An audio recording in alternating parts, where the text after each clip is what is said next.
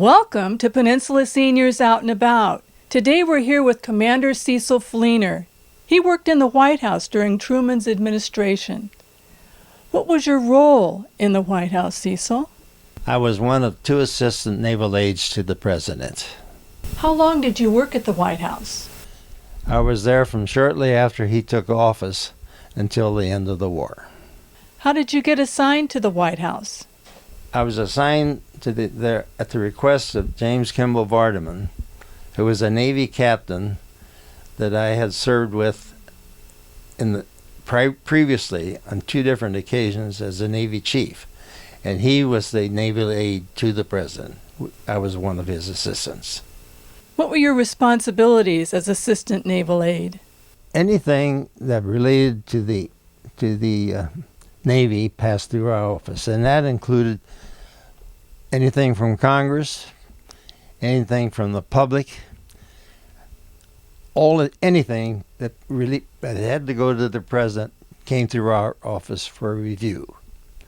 What were some of the more unusual assignments? One was the unusual one was to do something about the presidential flag, which only had 4 stars. You may remember that we did have 5-star generals and 5-star admirals who would never do for the president to have fewer stars. So how did you solve the problem of the president's flag only having 4 stars? We were given the job to find out who did that, who did the original, and come up with the revised seal and flags. The naval officer, who was now a rear admiral in San Diego, who had designed that. His name was Brian McCandless. And we contacted him, and he came up with the idea of a star for every state. The president would have 48 stars. We'd have a star in a circle for every one of the states. And the seal would be the same way. Tell us about responding to letters on the president's behalf. Well, that did happen. We get many letters from civilians or military people requesting something or wanting some information, and we would, rather than bother him, we would reply to that on his behalf. I understand you were on sea duty while you were at the White House. Now, can you explain how that worked? Well, somebody decided that naval officers should be assigned to a ship. Well, the presidential yacht was a commissioned ship, the USS Potomac. And so somebody decided that as Navy people, we should be assigned to that yacht with duty at the White House. We never dreamed that we were going to draw sea pay for going over there for lunch once in a while. What was President Truman's background? Well, he was a Missouri farm boy who failed in business and then decided to enter politics, and he ran for office, and he got some local offices, and he did all this without any really formal education except high school. And that's where he met his boyhood friend, Charlie Ross, who was a journalist and became his press secretary. And that's where he met his wife, Bess. He was a voracious reader. And the story was that he had read every book in the local library. And he carried that on into later years. He never stopped reading. He was become an expert on the Civil War, which happened to be his favorite subject. You could ask him anything about the Civil War, and he could answer it. One of the jobs he was elected to was a judge, titled a judge because he was handing out money for public works projects. And then he managed to get elected after that, elected to Congress. I think he failed first running for the House, but he was elected to the Senate, and he distinguished himself during the war by forming the Truman Investigating Committee, which investigating the projects for the war effort, and he saved us millions of dollars by uncovering fraud, and that really brought him to the attention of Roosevelt and others. And then Roosevelt asked him to run with him, vice president, the last time Roosevelt ran. Then after the election, he won, but Roosevelt paid very little attention to him. As a matter of fact, he only had 2 meetings with Roosevelt before Roosevelt died. And he did not even know about the atomic bomb. And Admiral Leahy had to tell him about that. Admiral Leahy was the chief of staff, a 5-star admiral. But he's a fast learner, and he never forgot anything. And so he had a lot of learning to do, and he studied things religiously. He was a hard worker all the time I was there. I understand there's an interesting story about President Truman's first day in the Oval Office. Can you tell us about that? Truman was an early riser and liked to take long walks, and he went to work early. So he reported at the desk in the Oval Office at 7 o'clock in the morning and started making some phone calls which weren't answered. And he discovered there was nobody else there. Well, that was the last time that ever happened. So from that point on, everybody that was there at 7 o'clock. The problem was that staff under the old administration had become accustomed to going to work when President Roosevelt did, which is usually about 10 o'clock. But those days are over. So with the new administration, they learned to do their work. So we were there from 7 o'clock in the morning to 8 at night, which is the hours that he worked. Do you have any stories about the Manhattan Project? Only one, which is, I think, pretty significant, in that the president had no knowledge of that. As vice president, I would have thought he would, but Roosevelt only had, I think it was 3 meetings with him, and that subject never came up. So he was greatly surprised when he heard about that from Admiral Leahy, who was the chief of staff at that time, and he briefed him on the atomic bomb. By the way, Admiral Leahy was one of the 5-star admirals that we had during the war. And he stayed with Truman to the end. He had already retired, and Roosevelt brought him back from retirement. And he was a very knowledgeable guy, and he helped Truman a lot, and all these super secrets, things like that. What was it like working in the White House during the war years? Well, it was a lot different in many ways. One thing was that the only people you dealt with, or we dealt with, were congressmen and admirals and generals.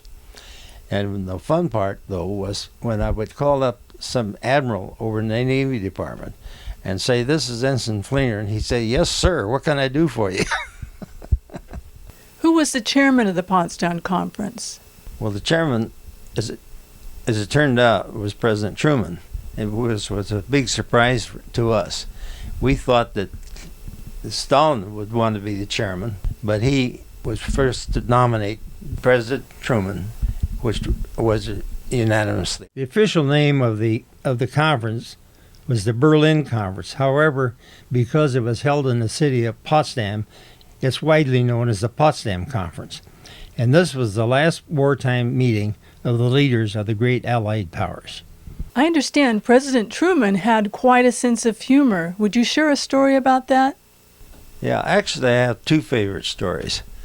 One was when he was wearing a sailor hat, and my stateroom was right across the passageway from his. So I went back to my stateroom, and I saw this white hat in it, and I thought it was some sailor in there. And I went in there yelling, and he looked up and laughed his head off. He thought that was a funny thing. Well, I thought it was funny, too. Another one of my favorite stories was on the ship going over.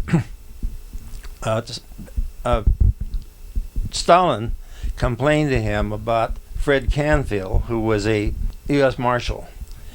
And he had been a U.S. Marshal when Truman was a judge in Missouri. Stalin complained that he was pushing his people around.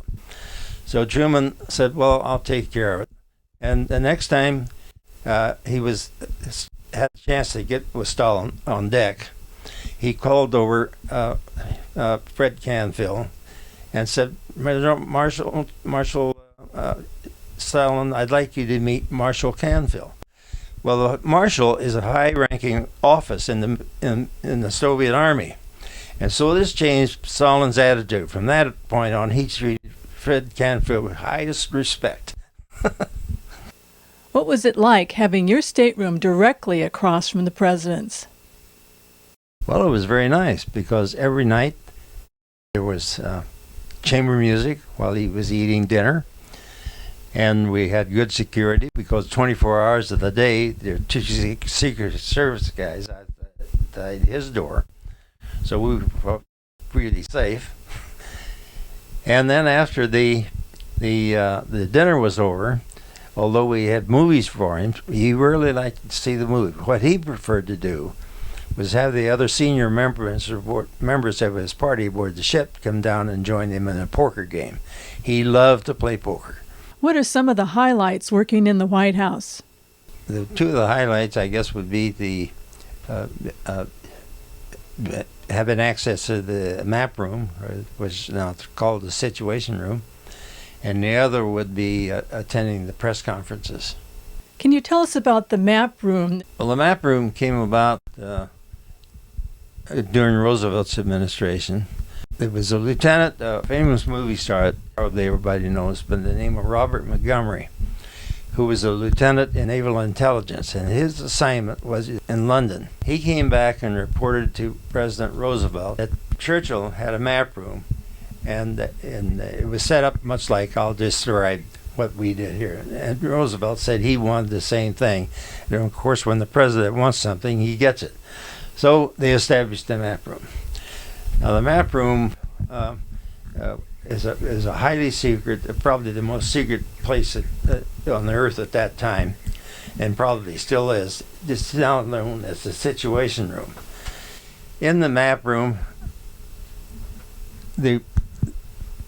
all communications from all areas of the war came copies through there. And there were pins on the big maps, that's why they call it the map room, huge maps. And there was a pin on there for every battleship and every task force of other ships. There were also pins on there for the different Army divisions. And they pinned there for Stalin, where he was, where Churchill, actually, they put a little bar pipe up there for fun, for his pin. There was another pin for Churchill with a little cigar, and then we had then we didn't need a pin for Truman because we knew where he was, and the communications were highly secure, so that anytime the president wanted to communicate with Churchill, he did it from there. Or if he wanted any of the other leaders in the world, all of his communications were from the map room. And all the briefings that he received were in there because we had 24-hour watch down there. Two officers were always on duty, 24 hours a day. There were eight officers in all, representing some from the Army, the Navy, and the Marine Corps, Air Force. And to get in there, you had to have your name on a list. There's armed guards outside the door, and you could not get in there unless your name was on there. You were one of the few people that had access to the map room. My name was on the list, and I often escorted people in there who had business there but couldn't get in unless they were escorted. I did that often, various admirals and so on. Even Ike wouldn't be allowed in there, or the Secretary of the Navy, who got upset because he couldn't go in there, but he got over it. So, in addition to the access to there, I could go to the Oval Office anytime I wanted to, I had access to any part of the White House, and sometimes I would take people, visit high-ranking officers on tours of the White House. And I even took my wife on a tour. Like, she probably have, as a civilian, saw more of the White House than any other civilian. So she got it. As a matter of fact, in approaching the gate, I hadn't told the guard that she was coming. They identified her, so somehow or other they knew she was there, and she got a big kick out of that. So that was one of the fun parts of the working there. Can you tell us about Charlie Ross? Well, Charlie Ross was a boyhood friend of the president, and he went on to the University of Missouri and studied journalism and became a journalist. And so it's just logical that when Truman became president, that he would be his press secretary. And Charlie was really a fine guy, and everybody liked him. Did you have any dealings with General Patton? Well, just briefly, I was sitting in the car at the official flag ceremony, raising ceremony over Berlin, and we were talking. Charlie Ross was in the car, and the doctor and myself, and leaning against the car, chatting with us, was General Patton. And I needed to know the name of the German army barracks, what group occupied that particular base. So Patton said, "I'll find out for you, son." So he trotted across the field and giving orders to different people, and people were scattering around, and they came back to him, and then he came back and reported to me, a 3-star general reporting to a low-level naval officer, what it was. And I got a big kick out of that, having this general do road work for me. Did you have any time off during the Potsdam Conference? I had a driver drive me down in the ruins of Berlin as far as we could go, and it was total destruction. But out of the woodwork, or out of the rubble, once in a while, some people would come out, and first thing they'd say, "Do you have anything to eat?" They were just starving. But I continued on down, and I wanted to go to the Reichschancellery, which was where Hitler's office was. And I found it, and it had been bombed terribly. But I could only get in there because the Soviet Union territory. But I had my pass, and my pass allowed me to go in the Reichschancellery. And I went down this long hall that I remembered seeing in movies to where I remembered his office was down there. And I also found some other rooms.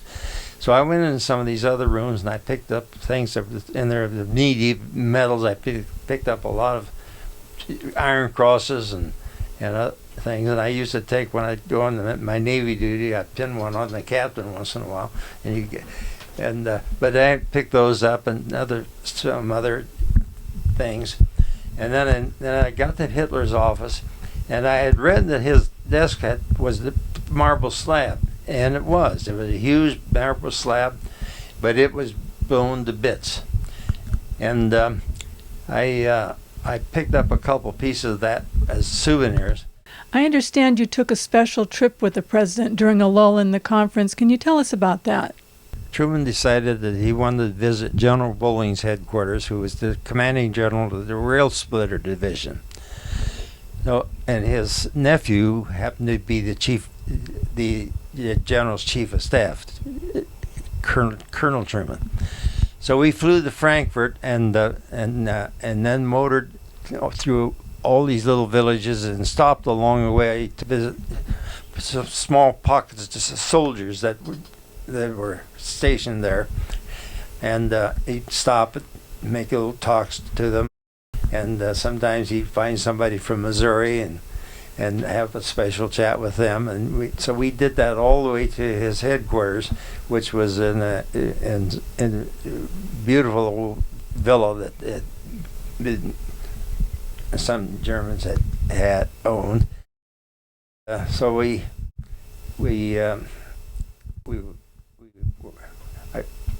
had some cocktails, and then I was looking around. They had tables there with place cards, and I was looking for my place card, and I couldn't find it. So then I thought, well, I'll see who's sitting at the main table. So I looked up at the main table, and I was going around. I said it was the president. There was Eisenhower. There was Secretary of State. There was the General Bowling, his chief of staff. General Heslop, who's the commanding general of the Third Army, and a few other generals there. And by the way, and then I saw my card right next to General Heslop's. So I thought, well, what am I going to do? Do I say something? Because we always took a low profile. And I thought, well, there's a golden opportunity. I'll just sit down and see what happens. Well, I sat down with them, and they treated me like one of the boys. And I had wonderful conversation with both generals, and by the way, Ike, who his personality dominated all the conversation. You forgot the president was at the table when Ike was speaking. All eyes were on him. It was amazing. His personality just dominated everything. Did you ever fly on Air Force One?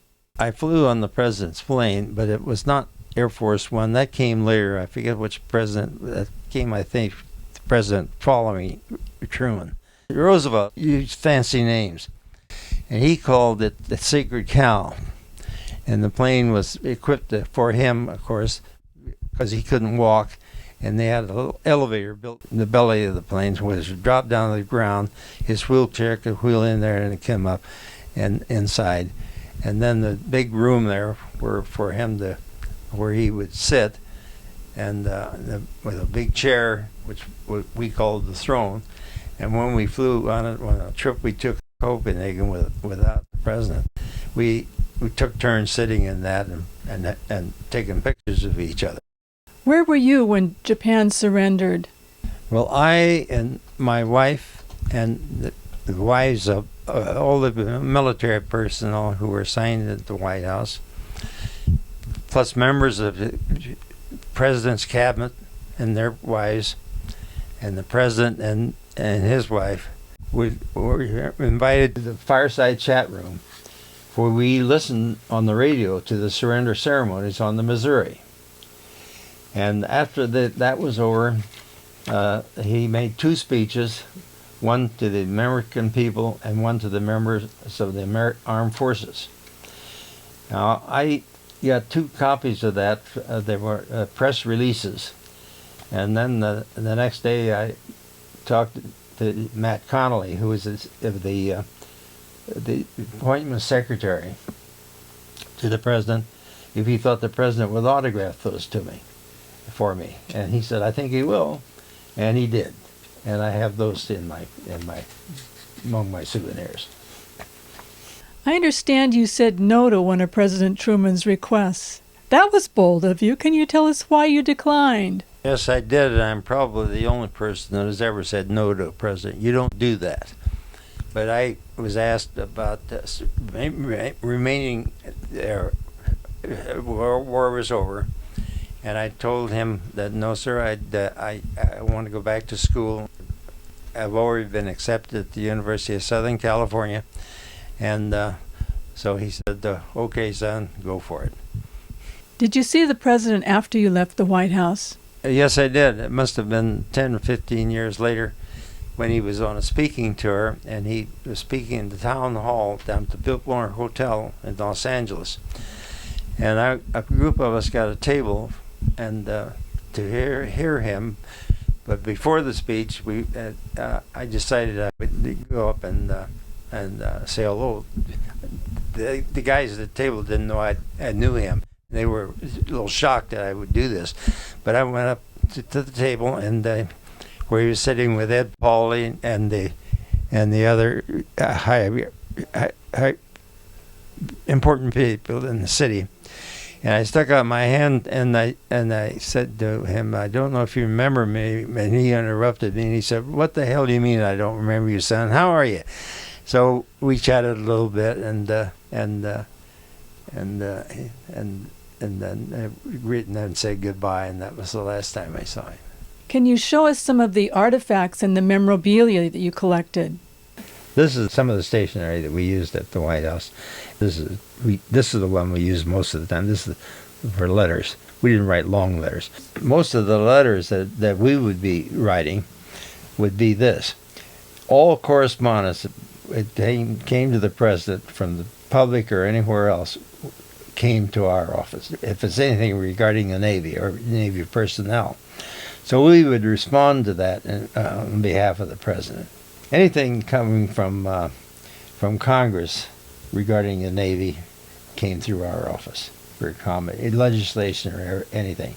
Medals of Honor for the recommendations for Medal of Honor for the Navy or the Marine Corps or Coast Guard came to us for review, and we never found any that were suspicious, but we found a lot of them that made you want to cry a little bit, because the posthumous ones were the worst ones. Now this is the Cecilian Palace in Potsdam, where the conference was held. And that's where the conference gets its name, the Potsdam Conference. It was used as a hospital during the war by both Germans and Soviets, and stripped of all its furnishings. And Georgians performed a marvelous job in refitting it for the conference. And all of the furniture and furnishings had been brought in from Moscow. I think we got the best anteroom. We were in the library, so we could peruse through all the books and have a lot of fun liberating maybe a few of them. The President, Secretary Burns, and Admiral Leahy posed with the U.S. Army maintenance personnel assigned to the Little White House. This house, the President's quarters, at number 2 Kaiser Strasse in Babelsberg, was a 3-story stucco residence which was formerly occupied by the head of the German movie colony. Now, this is the back view of the house where we lived during the days of the conference. And it's a 3-story house, and it was stripped of its furnishings during the war, but had been refurbished by the Russians. And it was nicely furnished during our stay, but like most European homes, the bathroom and bathing facilities were wholly inadequate. Nor was it screened, so the mosquitoes gave us a working over during the first few nights there until the weather cooled somewhat. The President occupied the suite on the 2nd floor, and the Secretary Burns was on the same floor. Also in residence were Admiral Leahy, Mr. Ross, General Vaughan, Captain McMahon, Captain Vardaman, Mr. Boland, Mr. Matthews, Lieutenant Rigdon, and Ensign Fleener. While over there at the conference, our anteroom was in the library, which enabled us to liberate a few books. And the books that we were interested in, the one with the bookmarks, and I have here one with Cecilia's bookmark. There's one with Kaiser Bill. I think I have 2 here with Kaiser Bill. And then we found a book in there that had been written by Churchill's mother, and it had been autographed by her to the Kaiser. And so we thought that he might like that, and we gave that to the President, who presented it to Mr. Churchill, and he was just delighted.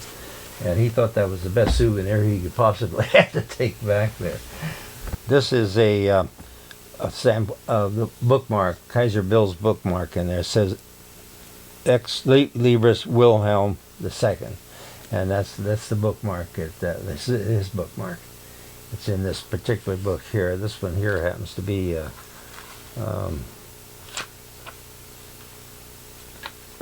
collection of British authors, and this one here is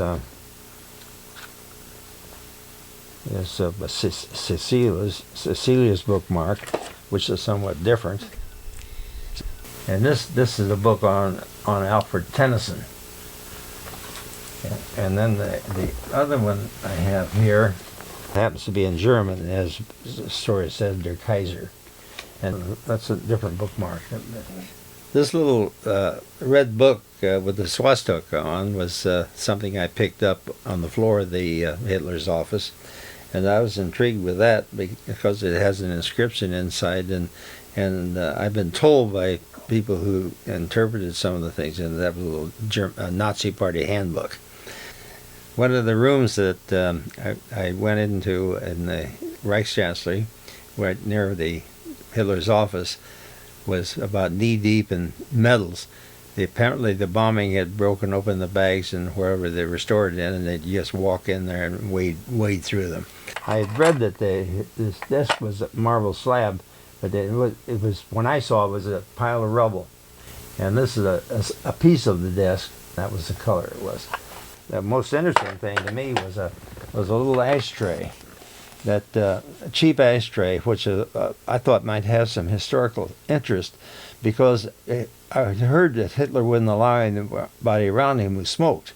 So I kept that, picked that up and put it in my pocket, and I took it I had it at my house on a cocktail table. And when my daughter, when she was 3 years old, knocked it off, and it did this break, but it went to a jillion slivers. And so I couldn't repair it. So she remembered that somehow, and then years later, she's now an artist, and she writes songs and stuff. And this little song she wrote about that. She says, "I broke Hitler's ashtray. I broke Hitler's ashtray. I didn't mean to do it. Just like his peace pact with the Reds, you could see right through it. Snatched from Hitler's bunkers so many years before, it sat on top of Father's desk, a souvenir of war. It escaped the Russians, but not my little mitts, and like poor Adolf's plans and dreams, it shattered into bits. To some it must be karma, to others just a joke. As far as I have heard, the Fuhrer didn't smoke." And she put that to music, and I have a little tape on that now, and it's quite cute. But that's my favorite souvenir, which I no longer. Now I have a souvenir in the song that she wrote. That's the seating arrangement for a diplomatic dinner that Hitler had arranged. This is a seating chart for my diplomatic dinner that I picked up in Hitler's office, and I can't read the names of most of them, but it shows here the Fuhrer sitting here in the middle naturally, and then here's here Goring, and I can't even pronounce the names of most of them. But the big shots are all here, and then they're different from different nationalities down in these other places. Apparently, that was a major event because these are all significant names that I recognize, but I can't pronounce the names of. These are examples of some of the documents that I picked up in Hitler's office. I thought these were interesting, and I thought I would like to share it with you. That was my last assignment to the White House, was my last active duty before I was released to inactive duty. And in that short period of time, I'm amazed at all the historical things that did happen. At only 6 months' time. And here's what happened. There are 10 major events. April 12, Roosevelt dies. Truman succeeds him as president. And I was there just right after that. April 28th, Mussolini is shot. April 30th, Hitler commits suicide. May the 7th saw the end of the war in Europe. July the 17th, the Potsdam Conference begins. July the 26th, the Potsdam Proclamation was issued and was rejected. And as a result, on August the 6th, the atomic bomb was dropped on Hiroshima. And that wasn't enough to make them adhere to the proclamation. So on August the 9th, we dropped another bomb at Nagasaki. August 14, Japan agreed to unconditional surrender. And on September the 2nd, the Japanese surrender on the USS Missouri.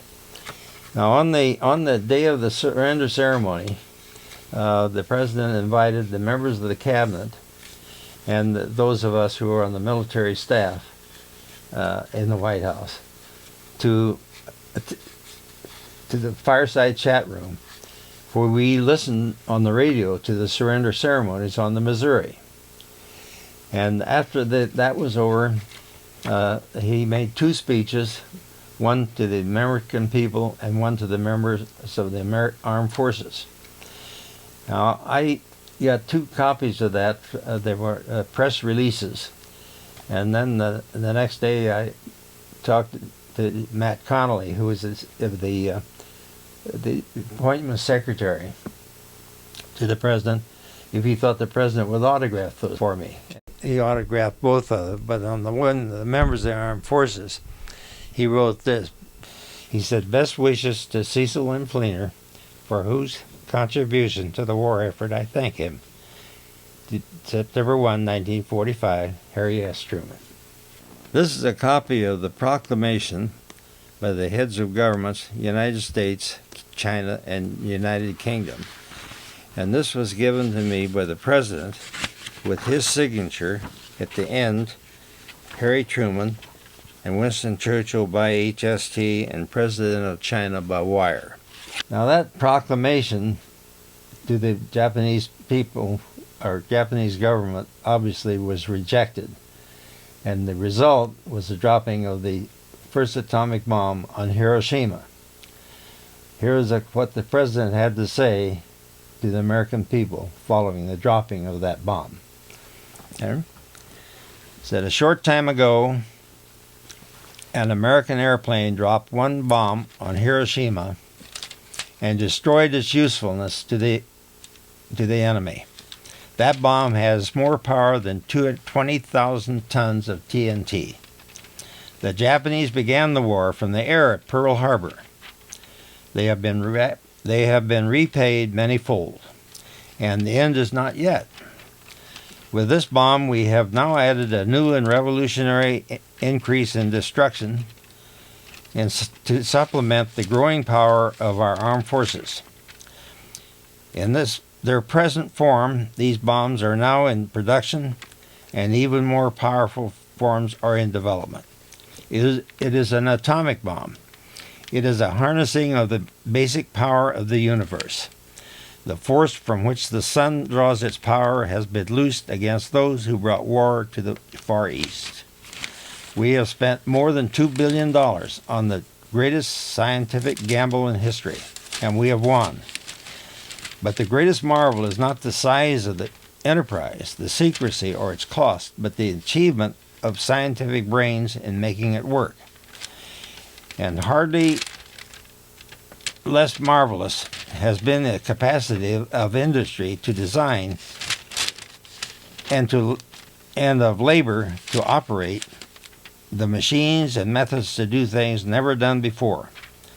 Such science, both science and industry, worked under the direction of the United States Army while achieving a unique success in an amazingly short time. It is doubtful if such another establishment could be put together in the world. What has been done is the greatest achievement of organized science in history. We are now prepared to obliterate more rapidly and completely every productive enterprise the Japanese have in any city. We shall destroy their docks, their factories, and their communications. Let there be no mistake. We shall completely destroy Japan's power to make war. It was to spare the Japanese people from utter destruction that the ultimatum of July 26 was issued at Potsdam.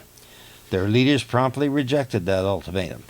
If they do not now accept our terms, they may expect a rain of ruin from the air, the like of which has never been seen on this earth. Behind this air attack will follow sea and land forces in such numbers and powers as they have not yet seen, and with the fighting skill of which they are already well aware. Now, if you talk to anybody in the military at that time, they will say that this was the best decision the president ever made. We saved literally millions of lives by dropping this bomb if we had to attempt an invasion of Japan. And there's not a military man alive who was at that time doesn't agree with that. This is a luncheon menu on the occasion of Premier Stalin's visit with President Truman at the old White House in Babelsberg, Germany, on July the 16th, 1945. And he was really smacking his lips over what they had to eat there. And it was liver and onions. Stalin also loved the wine that was being served that day. And I think it was Rhine wine, as I remember. So Truman sent him a case of it. When we were getting ready, packing up and getting ready to leave, the car showed up with several packages in it that said they were gifts, souvenir gifts from Stalin. And I was fortunate enough to be given one of they were members of the White House staff were over there. I was fortunate enough to get one of the packages. In the package was this German helmet that I'm wearing, a burp gun a machine gun that was a favorite. They call it a pistol favorite for the parachutists, which I've given to the Lane Victory, and it's in the case down in the Lane Victory right now. And then there was a Luger and a sword and a package of his cigarettes and a couple bottles of his private stock of vodka and a bottle of champagne. And the champagne, Virginia and I stayed home on New Year's Eve, and we drank that one night and saluted Stalin several years later. I would say the highlight, during the time I was there, was making the trip to the Potsdam Conference as a member of the presidential party. All right, this is a photo of me as a young ensign at the Potsdam Conference when we were filming the event and the trip over and back. And these are all home movies that the president told us he liked us better than the professionals, but that all to make us feel good. Can you show us some of your film clips of the Berlin Conference at Potsdam? President Truman's trip to the Berlin Conference, July 6 to August 7, 1945. Photography by Lieutenant W.M. Rigdon, USN, and Brigadier General H.H. Vaughn, U.S. Army. Voiceovers by Commander Cecil M. Fleener, U.S. Navy, retired.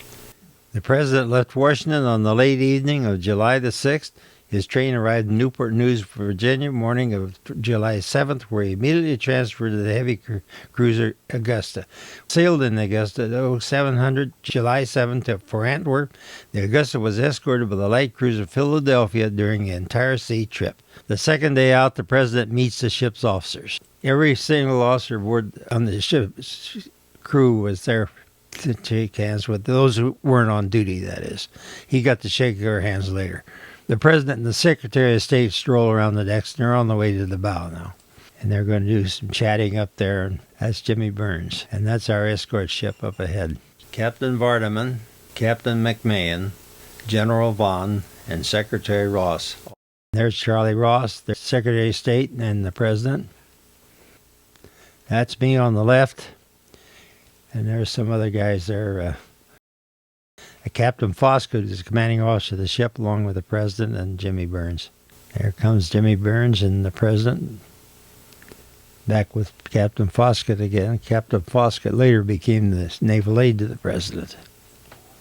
That's Captain Vardaman, who later became a governor of the Federal Reserve Board. Some of the chains that pull the anchors up, superstructure, looking at the bridge and up in the radar. You see Captain Foskett here now talking about what goes on in the bridge. And Mr. Fultz and the ship's band, these are all graduates of the Navy School of Music. Captain Foss was a brilliant musician. He composed music, a lot of marches. There's Vardaman and Ross. That's Arthur Prettyman, who was the president's valet and was the guy that carried Roosevelt when he died from his chair into the bedroom. July 14th, reach the English Channel and are joined by the British escort force. Our first mail pouch comes aboard, flown from Washington to England and brought aboard. We got mail service every day, and this is one of the British ships bringing the mail aboard. There's shots of the White Cliffs of Dover. White Cliffs of Dover are quite famous. There's a famous song called The White Cliffs of Dover from World War II. A lot of you may remember. That afternoon, our escort passes close by and sheers ship before leaving our company. As the British fleet comes alongside the ship, they perform a ceremony known as sheer ship. That involves the officer of the deck of the British ship saying 3 cheers for the President of the United States. And then the crew in unison yells, hip, hip, hooray, hip, hip, hooray, hip, hip, hooray. And during this time, the President and people on board our ship is saluting. Now we're passing through the low country of Holland and Belgium. That's on July the 15th. That's getting a little air escort now. Here's one of the windmills at in Holland. And we arrived at Antwerp on July the 15th. And that's where we disembark. President Eisenhower meets us there and Admiral Stark. Now we're leaving Antwerp by motor. That's 36 miles there to Brussels, where we got our planes to take us to Berlin. And we were greeted there by Truman's outfit from World War I. That's the honor guard from the 35th Infantry Division. Now we're flying over Berlin. There's where the Olympics were held.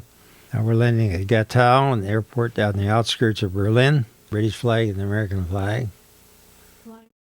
Now we're on our way to our quarters, and you can see the refugees.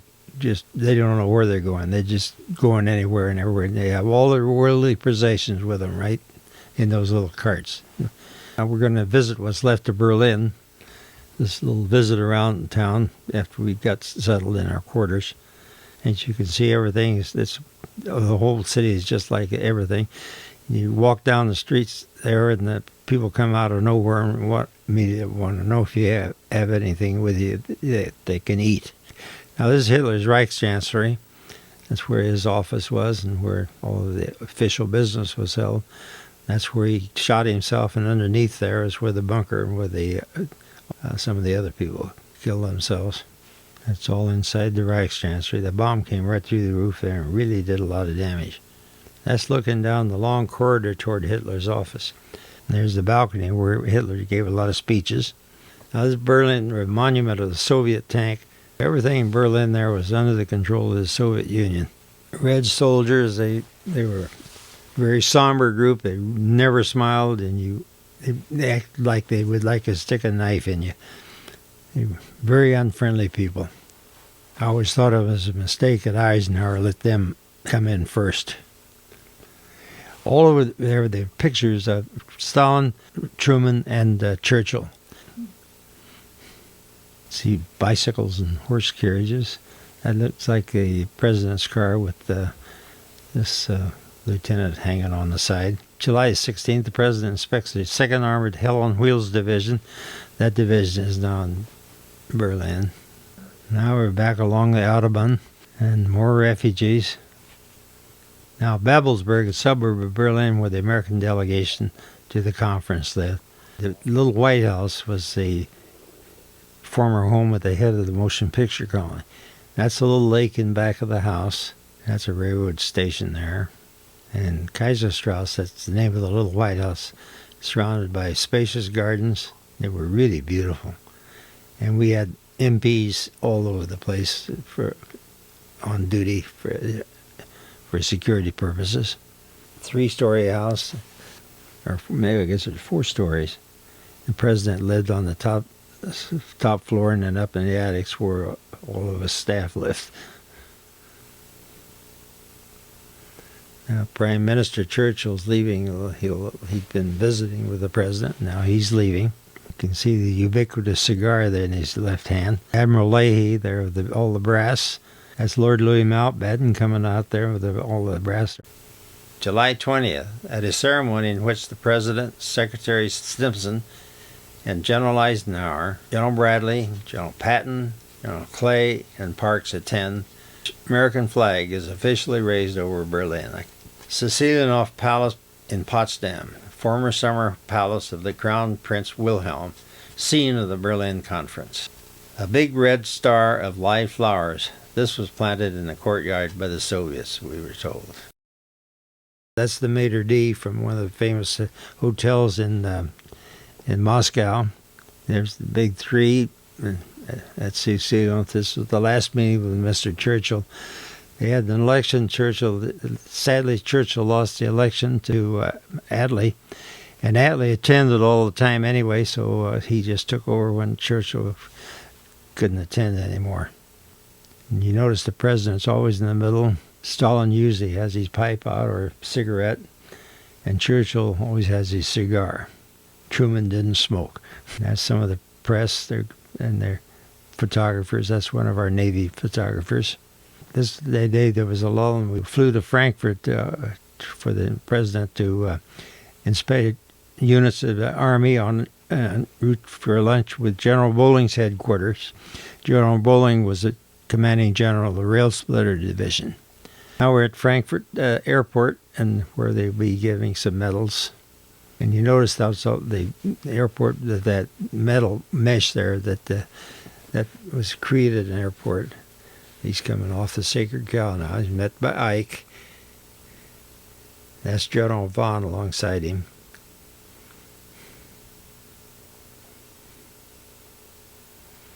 He inspects the 508th Parachute and 3rd Armored Division, wading through all the weeds.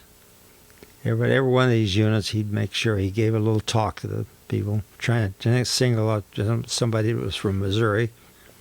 He found a lot of these kids that were from Missouri. These soldiers were lined up, I think it was 8 miles. We drove down that highway. Now, here's the I.G. Farben building that was not harmed at all. The only building I saw in Frankfurt that wasn't bombed, and Kay Somersby, his driver, told me that I could give an orders that be spared, level everything else but that, because he wanted that for his headquarters. Before leaving Frankfurt, the president bestows Distinguished Service Medals on 4 foreign officers. On the way back to Gatow, we fly over the giant Tempelhof Airdrome at Berlin.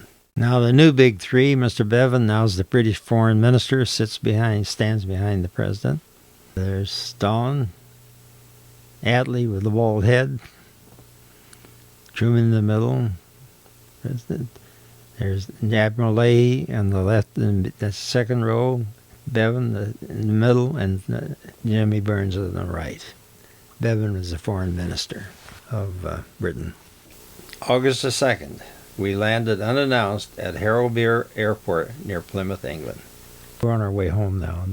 Vardaman and myself were already aboard the ship, and Truman and the rest of the gang has just landed, and they will be driving from there to meet the ship that's at anchor there in Plymouth. Now we're in Plymouth Harbor. We're at anchor there along with the HMS Renown, and that's where the king is on the ship, and we'll be meeting with the president shortly. Now here's the president accompanied by Burns and Admiral Leahy leaving the Augusta to go to have lunch with the King George aboard the HMS Renown. There's the ship, and they're signaling something to our ship. The president returns to the Augusta. Oh, Truman's coming back now. And you have to stand there while they play the Star-Spangled Banner. Oh, there's the King coming aboard. King George VI returns the president's call. He has to stand there while they play God Save the King. And they talk about stutter. I didn't see any stutter in him at all, because he had it conquered by that time. Now he's inspecting some of the sailors. The British White Ensign, flown at mainmast when a king is aboard a British man of war, and the president's flag fly at the Augusta's main. This is believed to be the first time these tow flags have ever flown together from the mainmast of any man of war. Homeward bound, scenes about the decks of the Augusta. So now we're demonstrating the catapulted seaplanes. They're going to catapult these off stern of the ship. There are two of those aboard ships. They had those on battleships as well as these larger cruisers. Seaplanes, they come back aboard, they taxi alongside, and then comes a hook down, the hook onto that, hoist them aboard the ship, put it back on the catapult, ready for the next launching. It's a little tricky for those guys to do that. Slightest thing, they could hit the ship with that wing and tear that plane to pieces. Because bear in mind, the ship's moving all the time. It's not still. They always heave a sigh of relief when they get that baby tied down. Now we're on our way again. In the meantime, we're all busy trying to get the president's speech ready for, he's got to give about the trip when he gets back. Truman liked to horse around a little bit, and there he is wearing a sailor hat. I saw that sailor hat in his cabin, and I went in there to chase the sailor out, and I looked up, and I was about to say, hey, and Truman looked up, and he got a big kick out of it. He was really laughing. Now we're going to test big guns, and we're going to do some firing at the target. We're going to shoot these 5-inch guns at our escort. Sights on those guns have been offset so they fire directly at the ship, but the projectile will fall 500 yards astern of the target. We also adjusted the binoculars so you had the same feeling. Being an old artilleryman, he liked those big guns. For entertainment back in those days, no television, nothing like they have nowadays, so they entertained each other. This is very common aboard the larger ships where they could accommodate. They place up a platform, and they have boxing matches, and they have entertainment sometimes. So here the band's going to play, and they have a couple of the mess boys doing some jitterbugging. One is dressed like a woman, and they have a lot of fun doing that, and the sailors get a big kick out of it. And you can see the president did too. He's laughing his head off. Now here's an informal gathering of the president and his staff. We're getting ready now for a group picture. And I can't identify them. There's Admiral Leahy, the president, Ross, Charlie Ross, my boss, Captain Vardaman, and there I am, second from the left. We docked at Newport News, August the 7th. We're arriving at Newport News. We arrived there at 10:45 in the evening, and that was 9,400-mile journey. We were gone for 30 days. And then from there we get on the train and go back to Washington. Thank you, Cecil, for sharing your personal experiences in the White House. This has been Peninsula Seniors Out and About. I'm Betty Wheaton. See you next time.